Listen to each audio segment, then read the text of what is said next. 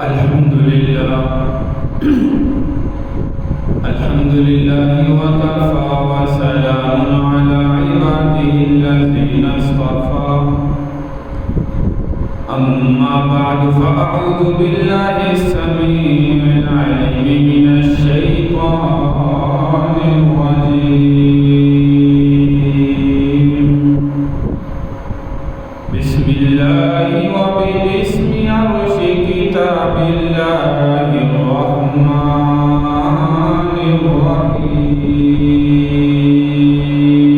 الرحيم لن ينال الله لحومها ولا دماؤها ولكن يناله التقوى منكم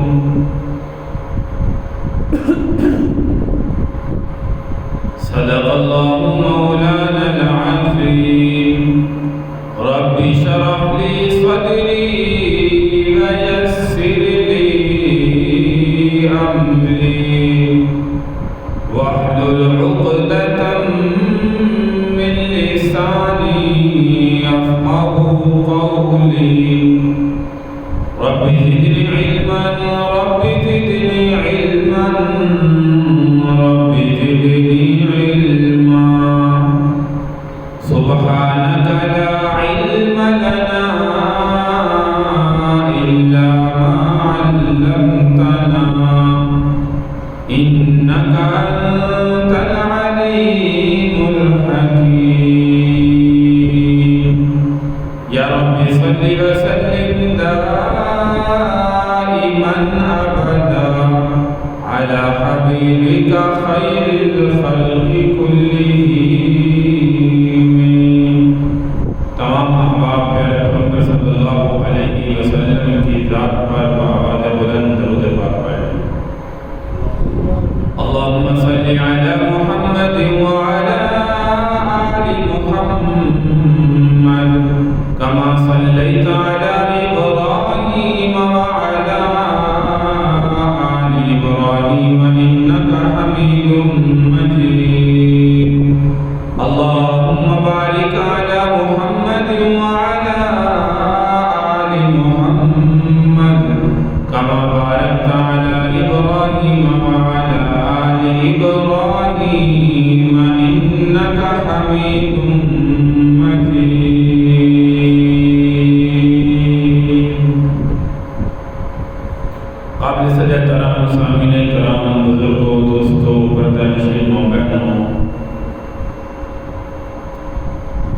ذی الحجہ کا مہینہ شروع ہونے والا ہے آج تقریباً 27 ذوالقعدہ ہے اور ذی الحجہ کا مہینہ ایک ایسا مہینہ ہے جس میں عظیم 2 عبادتیں مسلمان ادا کرتے ہیں ایک تو حج کی عبادت اور دوسری عید الاضحیٰ 10 ذی الحجہ کے دن قربانی کا عمل جو پوری کائنات کے اندر مسلمان مناتے ہیں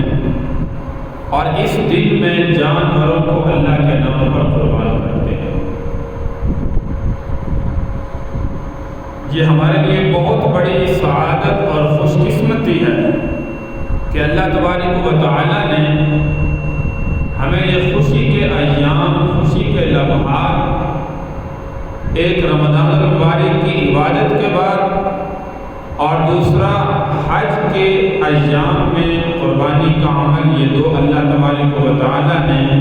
ہمیں عبادتیں جو ہے وہ عطا فرمائی خوشی کے دن عطا فرمائی عید الفطر اور عید الاضحیٰ اللہ تبارک و تعالی سے دعا ہے کہ جو بھی مسلمان اس وقت حج کے وجہ سے حج کے ارکان ادا کر رہے ہیں حج کے لیے خانہ کعبہ میں بیت اللہ میں جمع ہوئے اللہ تبارک و تعالی تمام کی حج کو قبول فرمائے اور ہم سب مسلمانوں کو بار بار زندگی میں خالق کائنات حج کی جو ہے وہ سعادت کی توفیق عطا فرمائے اور 10 ذی الحجہ کے دن جو عمل قربانی کا عمل ہے پوری کائنات کے اندر ادا ہوتا ہے، اللہ تبارک و تعالی ہم سب کو خوش دلی سے اور اللہ تبارک و تعالی صرف اور صرف اپنی رضا کے لیے جانوروں کو اپنے نام پر قربان کرنے کی توفیق عطا فرمائے۔ وَلِكُلِّ أُمَّةٍ جَعَلْنَا مَنْسَكًا لِيَذْكُرُوا اسْمَ اللَّهِ عَلَى مَا رَزَقَهُم مِّن بَهِيمَةِ الْأَنْعَامِ۔ سب سے پہلے یہ سمجھیے کہ قربانی کے جانور کتنے ہیں اور ان کی عمر کیا ہونی چاہیے۔ یہ ہمارے لیے سب سے اہم ترین مسئلہ ہے کہ قربانی کے جانور کون سے ہیں اور ان کی عمریں کتنی ہیں۔ کس عمر کا جانور اللہ کے نام پر جو ہے وہ ہم نے قربان کرنا ہے۔ شریعت نے جو حکم ہمیں متعین کیا ہے، شریعت نے ہمارے لیے جو متعین کیا ہے اس کے مطابق جو ہے وہ جانوروں کو اللہ کے نام پر جو ہے وہ قربان کرنا ہے۔ تو سب سے پہلے جو ہے وہ یاد رکھیے، جو جانور اللہ کے نام پر ہم قربان کرتے ہیں، سب سے پہلے چھوٹا جانور یعنی جس کو بھیڑ یا دمبا کہتے ہیں، بھیڑ نر اور مادہ۔ نمبر 2 بکرا نر اور مادہ۔ نمبر 3 گائے نر اور مادہ۔ نمبر 4 اونٹ نر اور مادہ۔ اب یہاں پر جو ہے وہ دیکھیے، میں نے جو جانور آپ کے سامنے جو ہے وہ متعین کیے ہیں، شریعت مطہرہ میں نام لیے ہیں، یہ شریعت نے جو ہے وہ متعین کیے ہیں۔ بعض لوگ یہاں پہ سمجھیں گے کہ اس میں کٹے کا تو ذکر آیا نہیں۔ یہ جانور جو میں نے نام لیے ہیں، بعض لوگ سمجھتے ہیں کہ کٹے کا تو ذکر آیا ہی نہیں، اور نہ کٹے کا ذکر قرآن میں ہے نہ حدیث میں۔ تو میرے بھائی یاد رکھیے، جیسے کٹے کا نام جو ہے وہ اس میں نہیں آیا، بھیڑ کا نام بھی جو ہے وہ قرآن و حدیث میں نہیں، لیکن ہم جانور قربان کرتے ہیں۔ دمبا اس کا ذکر موجود ہے، تو یہ بھیڑ چونکہ اسی کی قسم ہے، اس لیے اس کو بھی اللہ کے نام پر قربان کرتے ہیں۔ تو جیسے گائے حلال جانور ہے، ایسے ہی یاد رکھیے کہ یہ کٹا نر اور مادہ یہ بھی گائے کی قسم میں آتا ہے، یہ بھی حلال جانور ہے، کوئی حرام جانور نہیں ہے۔ اسی لیے اس کی قربانی بھی گائے کے حکم میں ہی ہے۔ جیسے گائے نر اور مادہ اللہ کے نام پر قربان کرتے ہیں، ایسے ہی یہ بھینس کی قسم نر اور مادہ یہ بھی اللہ کے نام پر ہم قربان کر سکتے ہیں۔ تو یہ یاد رکھیے کہ یہ آپ کے سامنے جانور جو میں نے ذکر کیے ہیں، بھیڑ جو ہے وہ نر اور مادہ، اس کی عمر شریعت نے جو متعین کی ہے وہ یاد رکھیے، وہ چاہے 6 ماہ بھی ہو، یعنی 6 مہینے یا 8 مہینے، سال کا ہونا ضروری نہیں ہے، لیکن دیکھنے میں وہ جانور جو ہے وہ سال کے برابر لگتا ہے، پرورش اچھی کی گئی ہو، تو پھر یہ نر اور مادہ بھیڑ یہ اللہ کے نام پر اس عمر کا جانور بھی ہم جو ہے وہ متعین کر سکتے ہیں، یہ اللہ کے نام پر قربان کر سکتے ہیں۔ اسی طرح جو ہے وہ اس کے علاوہ دوسرا جانور ہے بکرا، نر اور مادہ، اس کی عمر جو شریعت نے متعین کی ہے وہ ہے 1 سال پورا۔ 1 سال پورا 1 سال ہوگا تو یہ جانور اللہ کے نام پر جو ہے وہ ہم قربان کریں گے۔ اگر 1 سال سے 1 دن بھی کم ہے تو پھر یاد رکھیے کہ اس کو اللہ کے نام پر جو ہے وہ قربان نہیں کیا۔ اسی طرح اس کے بعد آتی گائے، جس میں بھینس بھی داخل ہے۔ بہیمۃ الانعام میں بھینس بھی داخل ہے، گائے بھی داخل ہے۔ تو یہ جانور اللہ کے نام پر دونوں جو ہے وہ نر اور مادہ قربان کر سکتے ہیں، اور اس کی عمر شریعت نے جو متعین کی ہے وہ پورے 2 سال کی ہے۔ 2 سال کا جب یہ جانور ہو جائے، اس وقت اللہ کے نام پر جو ہے وہ اس کو قربان کر سکتے ہیں۔ اگر 2 سال سے 1 دن بھی کم ہے تو یاد رکھیے کہ شریعت میں اس جانور کی قربانی جائز نہیں۔ یہ بات جو ہے وہ ذہن میں رکھیں۔ ہمارے ہاں جو ہے وہ عرف عام میں جو پہچان ہوتی ہے وہ دوندے کی ہوتی ہے، لیکن دوندے جانور میں آپ جانتے ہیں کہ کسائی حضرات، بیچنے والے حضرات، کئی گھر کے لوگ بھی وہ خود اس میں جو ہے وہ گڑبڑ کر جاتے ہیں، اس کی وجہ سے تاکہ ہمارا جانور نکل جائے اور عید پر جو ہے وہ بک جائے، یہ نہ ہو کہ اگلے سال تک کھڑا رہے، ابھی 2 سال عمر نہیں ہوتی کہ وہ اس کے دانت جو ہے وہ خود کسی طریقے سے توڑ کر اس کو جو ہے وہ پیش کرتے ہیں کہ ہمارا جانور جو ہے وہ اللہ کے نام پر قربان ہو جائے۔ تو یاد رکھیے، جس کی عمر 2 سال پوری ہو جائے، وہ چاہے دوندہ ہو یا نہ ہو، تو وہ جانور اللہ کے نام پر جو ہے وہ ہم قربان کریں۔ اسی طرح جو ہے وہ اس کے بعد ہے اونٹ، نر اور مادہ، اس کی عمر شریعت نے 5 سال پورے متعین کی۔ اگر 5 سال سے 1 دن بھی کم ہے تو یاد رکھیں کہ اس کی قربانی جائز نہیں، اس لیے ان عمروں کا متعین جو ہے وہ شریعت نے جو کیا ہے اس کو اپنے دل و دماغ میں رکھیں۔ بھیڑ میں نے کہا کہ وہ چاہے 6 مہینے کی ہو لیکن دیکھنے میں سال کی لگتی ہو، 6 مہینے کا بچہ ہو، بالکل چھوٹا ہو، صحت بھی نہ ہو، تو اس کو ہم اللہ کے نام پر قربان نہیں کریں گے، شرط ہے کہ وہ دیکھنے میں سال کا لگتا ہو۔ اور اس کے بعد بکرا 1 سال کی عمر متعین ہے، گائے 2 سال کی عمر متعین ہے، اونٹ 5 سال کی عمر جو ہے وہ متعین ہے۔ یہ جانور اللہ کے نام پر جو ہے وہ اس وقت جو ہے وہ جائز ہے، قربان جو ہے وہ کیے جائیں گے۔ اگر ان سے 1 دن بھی کم ہے، خیال سے سنیے، ایسے جانور کو اللہ کے نام پر قربان نہیں کر سکتے۔ اب سمجھیے کہ قربانی واجب کس پر ہے۔ ہر بندہ شش و پنج مبتلا ہوتا ہے کہ میرے اوپر شاید قربانی واجب ہے یا نہیں ہے۔ سب سے پہلے مسلمان ہونا ضروری ہے، کافر پر قربانی واجب نہیں ہے، مسلمان ہونا۔ اس کے بعد جو ہے وہ سمجھیے آزاد ہونا، غلام بندے پر قربانی واجب نہیں ہے۔ اسی طرح جو ہے وہ عقل مند ہونا، پاگل بندہ بے وقوف جس میں عقل ہی نہیں ہے، وہ چاہے مالدار ہے، کروڑ پتی ہے، اس پر قربانی واجب نہیں۔ اسی طرح بالغ بندے پر، نابالغ بچے پر قربانی واجب نہیں ہے، چاہے وہ کروڑ پتی ہے، اس کے پاس جتنی بھی پراپرٹی ہے، یاد رکھیں کہ اس پر قربانی واجب نہیں ہے۔ عقل مند ہونا، مسلمان ہونا سب سے پہلے، اسی طرح آزاد ہونا، عاقل ہونا، بالغ ہونا، اور اس کے بعد جو شرط ہے وہ صاحب نصاب ہونا۔ صاحب نصاب کس کو کہا جاتا ہے؟ یہ بار بار آپ کے سامنے رمضان میں بھی ذکر کیا گیا۔ زکوٰۃ کس بندے پر واجب ہے؟ صاحب نصاب پر۔ صاحب نصاب کس کو کہتے ہیں؟ 7.5 تولہ سونا یا اس کی قیمت،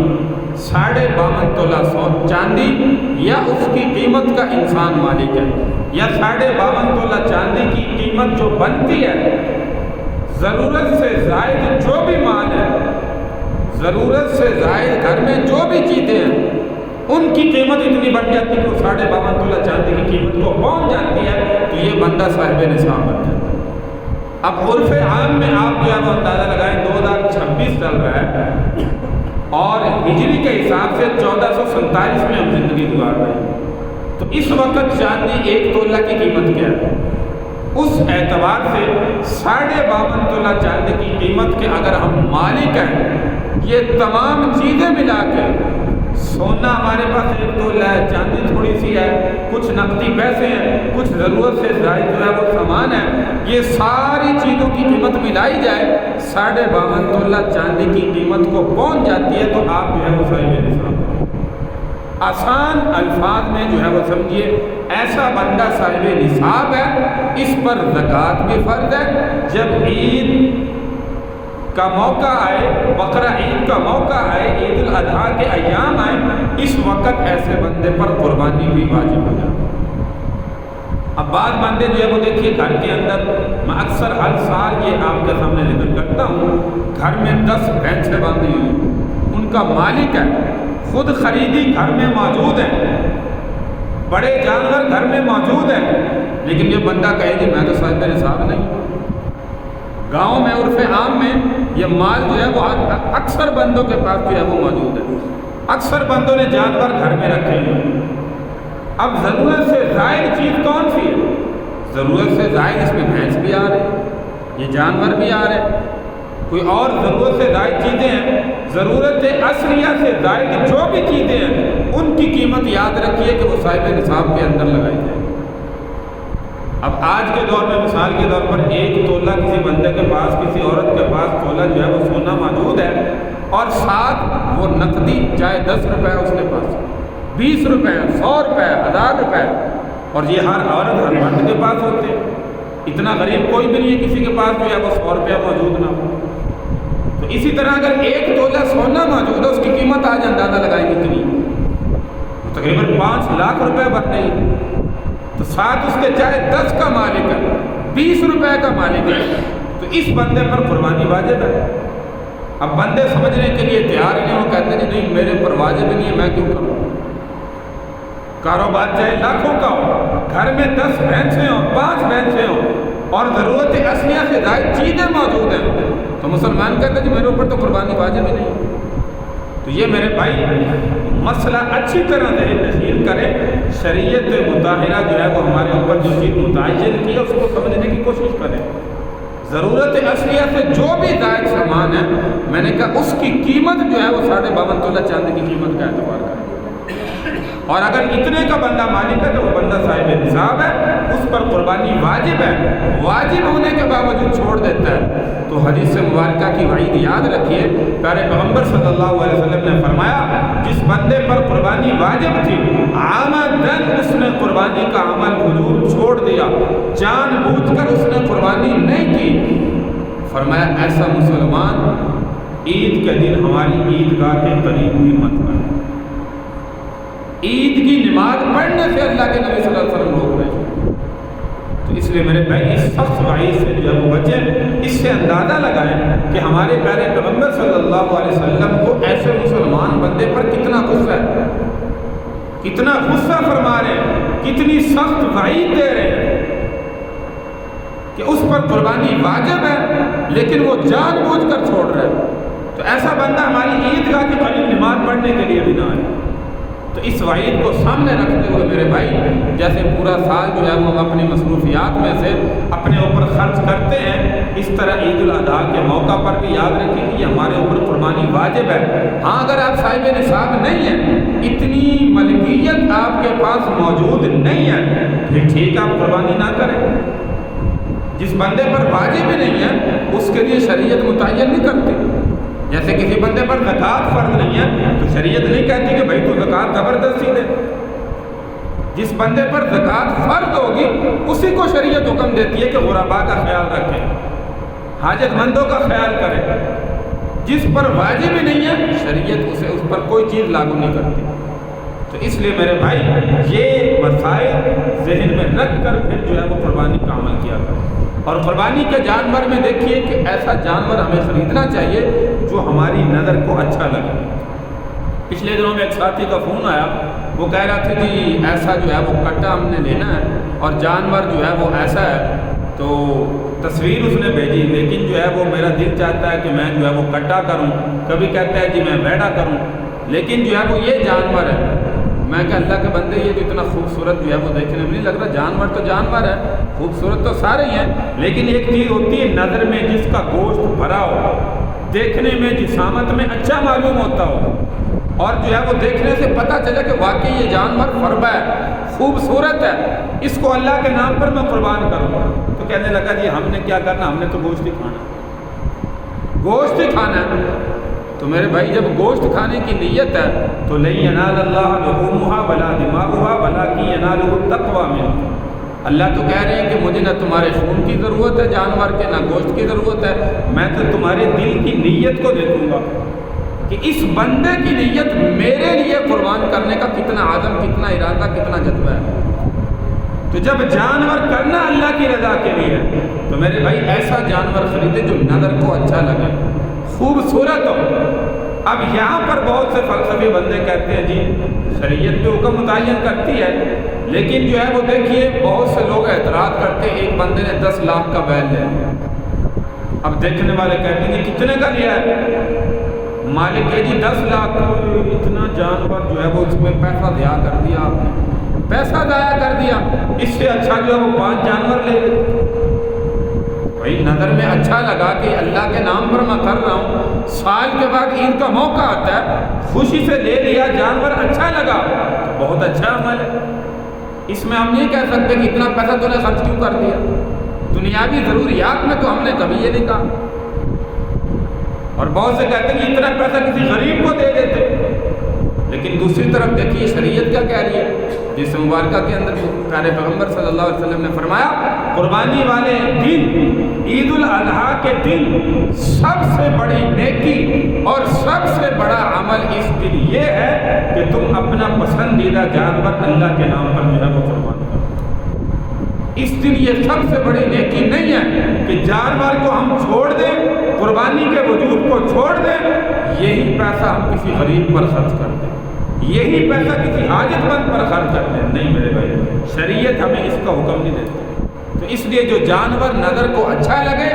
اور دیکھنے میں واقعتاً صحیح ہو، یہ نہ کہ اس کی ہڈیاں نظر آ رہی ہوں، کھڑا بھی بڑی مشقت سے ہو رہا ہو، ہم کہیں جی بس 1,00,000 میں 80,000 میں مل گیا اس لیے میں لے آیا تھا کہ میری قربانی ہو جائے۔ تو ایسا جانور جو ہے وہ نہ کریں، جو دیکھنے میں انسان کو اچھا لگے، نظر کو اچھا لگے، وہ جانور اللہ کے نام پر جو ہے وہ قربان کرنا چاہیے۔ اور دوسرا جو ہے وہ اس میں یاد رکھیں عمر کتنی ہونی چاہیے اور کون سے جانور اللہ کے نام پر قربان کر سکتی ہے، یہ تفصیلاً آپ کے سامنے ذکر کر دیا۔ اسی طرح جو ہے وہ بڑے جانور کے اندر شریعت نے جو متعین کیا ہے، بڑے جانور میں 7 آدمی جو ہے وہ شریک ہو سکتے اور چھوٹے جانور میں صرف 1 بندہ شریک ہو سکتا، یعنی کہ بھیڑ ہے، دمبا ہے، بکرا ہے، یہ صرف 1 بندے کے لیے کہ ایک حصہ جس کا ہے وہ جانور اللہ کے نام پر اپنی طرف سے جو ہے وہ اکیلا جو ہے وہ نبھاتا۔ اور بڑا جانور ہے، مثال کے طور پر جو ہے وہ کٹا ہے، بھینس نر اور مادہ، گائے نر اور مادہ، اس میں 7 بندے شریک ہوتے ہیں۔ شریعت نے جو حکم متعین کیا 7 سے اوپر شریک نہیں ہو سکتے، یعنی کہ 8 بندے شریک ہوں، 9 بندے شریک ہوں، یہ قربانی سب کی خراب ہو، ناجائز عمل ہے۔ ہاں بڑے جانور 2 بندے خریدتے ہیں، 3 بندے خریدتے ہیں، 4 بندے خریدتے ہیں کہ ہم دونوں بڑا جانور لے لیتے ہیں، اس میں ہمارا دونوں کا ایک حصہ ہو جائے گا، جائز ہے۔ شریعت نے جو حکم دیا ہے 7 سے اوپر ہی سے متعین نہیں کر سکتے۔ اگر 7 سے کم ہے، بعض دفعہ کہتے ہیں جی 5 بندے میں بھی 2 بندے رہتے ہیں، بار بار مساجد میں ہر طرف اعلان ہوتے ہیں فلاں بندے دے کول جی جانور کھڑا ہے، 5 حصے ہو گئے، 2 حصے رہتے ہیں، مہربانی صبح عید ہے، جلدی جلدی جنہوں چاہیے جن نے عید کرنی ہے وہ آ کے اپنا حصہ متعین کریں۔ نہیں میرے بھائی، اگر 2 بندے ہیں، 3 بندے ہیں، 4 بندے ہیں، 5 بندے ہیں، جائزہ کر سکتے، اس حساب سے اپنا گوشت جو ہے وہ تقسیم کریں۔ تو یاد رکھیے شریعت نے جو یہاں پر کہا ہے کہ 7 سے اوپر نہیں کر سکتے، 7 سے نیچے جتنے بندے ہیں اس میں شریک ہو سکتے ہیں، وہ چاہے 2 بندے اپنی طرف سے بڑا جانور لے کر اس پر جو ہے وہ اس سے متعین کر کے اس کو جو ہے وہ اللہ کے نام پر قربان کریں۔ اور اس میں جو ہے وہ یہ بات یاد رکھیں، ہماری بار بار یہ ذکر کیا جا رہا ہے کہ گوشت کھانے کی نیت نہ ہو، کھانا تو ہے۔ پہلے وقت میں دیکھیے انبیاء علیہ السلام کے دور میں، آدم علیہ السلام کے دور میں دیکھیے، قربانی جانور اللہ کے نام پر قربان کرنا ہے، ایک بڑے وسیع میدان میں یا کوئی صدقہ خیرات دینا ہے، پیسوں کا دینا ہے، کسی سونا اللہ کے راستے میں دینا ہے، چاندی اللہ کے راستے میں دینی ہے، نقدی مال دینا ہے، جانور دینا ہے، ایک وسیع میدان کے اندر کھڑا کر دیتے ہیں۔ اب انتظار کرتے کہ کیا ہوگا، یہ میرا قبول ہوگا یا نہیں ہوگا۔ آسمان سے آگ آتی تأکلہ النار بقربان تأکلہ النار، اس کی اللہ کے نام پر جو یہ بندہ چیز دے رہا ہے یہ قبول ہے یا نہیں، آنکھوں کے سامنے پتہ چل جائے۔ آسمان سے آگ آتی اللہ کی طرف سے، اس چیز کو جلا کے راکھ کر دیتے، سمجھا جاتا اس بندے کی قربانی اللہ کے ہاں قبول ہوتی، اور جس کو آگ نہ جلاتی سمجھا جاتا اس کی قربانی کو اللہ نے قبول نہیں کیا۔ اب ایسا بندہ جس کی قربانی قبول نہیں ہوئی، دوسرے مسلمانوں کو، دوسرے بندوں کو بھی پتہ چل گیا کہ بھائی اس کی قربانی کو اللہ نے قبول نہیں کیا، تو اب اندازہ لگائیے کتنی بڑی شرمندگی ہوتی ہوگی۔ دوسرے لوگ کیا سوچتے ہوں گے، یار اس کا کون سا ایسا عمل ہے جس عمل کی وجہ سے اللہ نے اس کی قربانی کو قبول نہیں کیا، اس کے یہ نقدی پیسے دینے کو اللہ نے قبول نہیں کیا۔ بڑا گنہگار بندہ ہے۔ تو میرے بھائی ہماری امت محمدیہ پر اللہ نے کتنا بڑا رحم و کرم فرمایا۔ ہماری قربانی، ہماری نمازیں، ہمارے حج، ہماری زکوٰۃ، ہماری عبادات، ہماری ہر نیکی، ہمارا ہر عمل قبول ہے یا نہیں ہے؟ دوسرا بندہ بھی دوسرے بندے کو جو ہے وہ نہیں دے سکتا، یہ صرف اللہ تبارک و تعالیٰ جانتے ہیں۔ اب اللہ نے قبول کرنی ہے، کی ہے نہیں کی ہے، یہ صرف اللہ جانتا ہے۔ دوسرا بندہ بھی بندے کے جو ہے وہ عمل کو نہیں سمجھ سکتا، تاکہ اس کے سامنے شرمندگی محسوس نہ ہو۔ یہ بندے کا اور اللہ کا معاملہ ہے۔ تو اس لیے میرے بھائی اللہ کی رضا کے لیے